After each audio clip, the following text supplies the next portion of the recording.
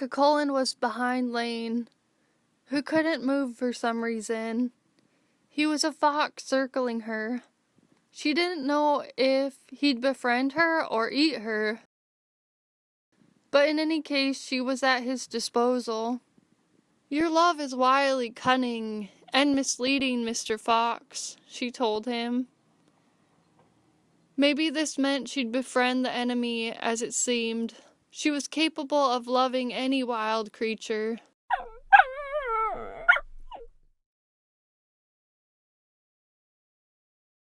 "You look familiar," Cuchulain said. "Are you sure we haven't met before?"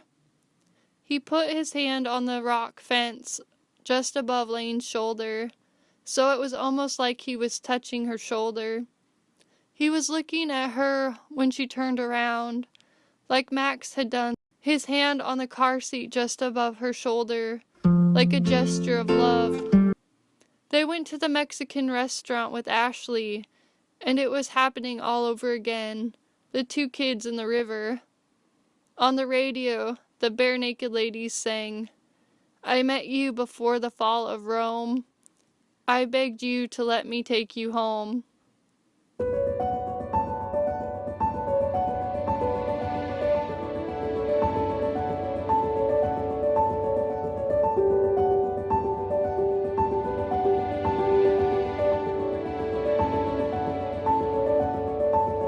"So what do you think? You want to date me?" Max asked. But really he was Cuchulain, saying, "You coming with me? I guess I'll keep you around a while." "Okay," Laine said, and she reached out to hold his hand, like before for the first time, only it wasn't. "Hold on a second," Laine said, sitting on the grass. She was sifting her hands through it like she had lost something, but she'd forgotten what she'd lost. "Take your time," Cuchulain said. "I'm going to find my spear." He went inside the barn. Laine sat on the grass.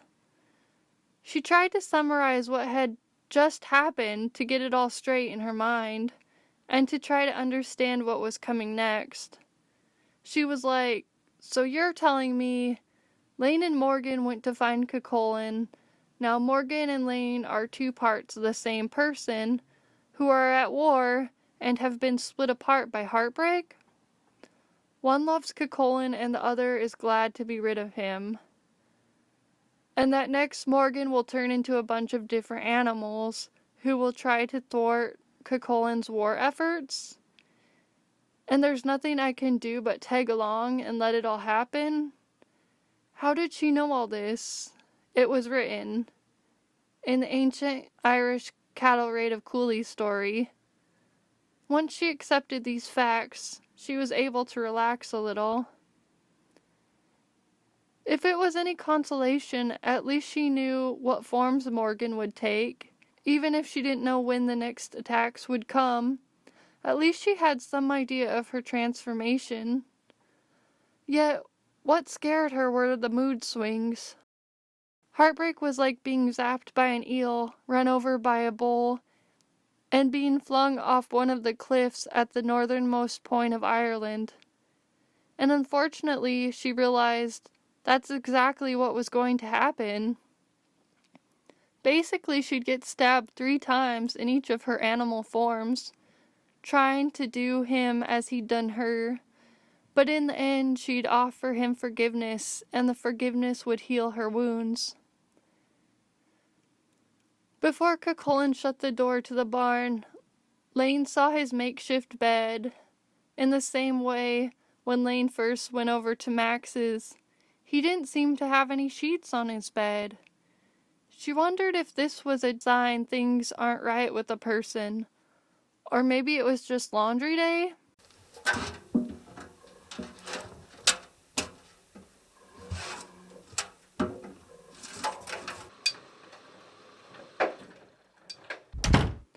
"This is Gay Bolga," he said, coming out. She realized he was introducing her to his spear, as if it were a person. "It was given to me by my martial arts teacher. the warrior woman Skata. She only taught me the techniques, he said.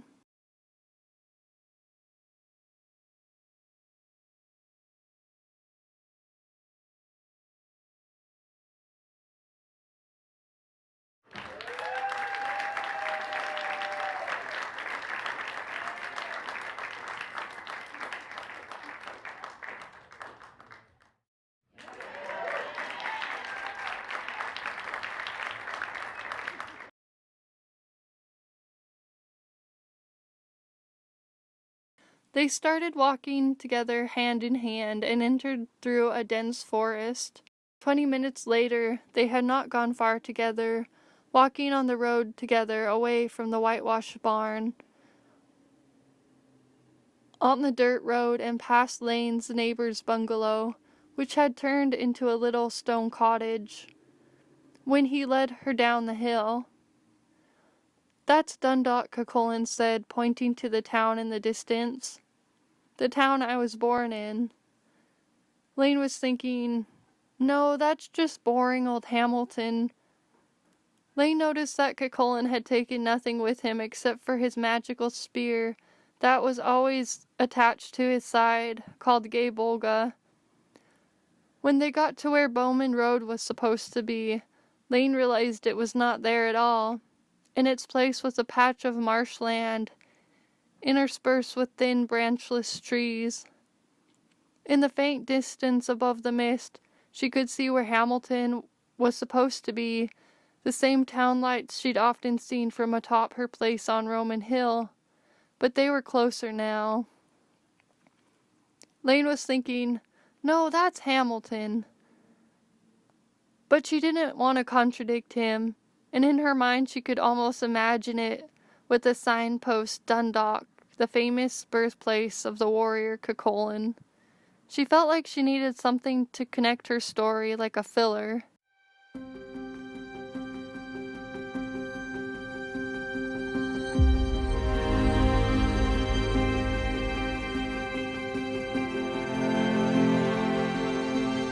She thought about describing the scenery more, given that might be hard for the reader to picture something from a dream, since dreams were constantly changing. But maybe what she lacked in scenery she could replace with her art, and that is what might keep the reader interested, even if they didn't know what was going on exactly. A magician explaining her magic is a spell cast in itself. She wondered if the cement plant Gadlin Bros was still at the bottom of what was supposed to be Bowman Road, the road she went down every day to work, remembering the beauty of Montana, where Bowman cut into I-90, which went north towards Missoula or south towards Mom's house in Darby. She remembered how even though George Gadland was maybe the most popular boy in school,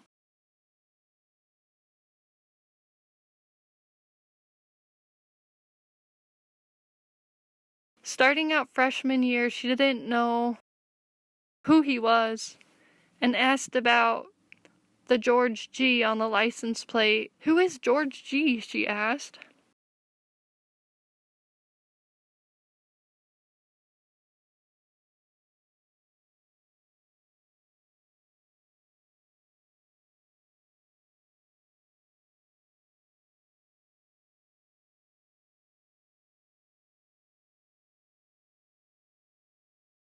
After what happened, she'd often taken the back roads to avoid Max on her way home from work, since they drove in opposite directions.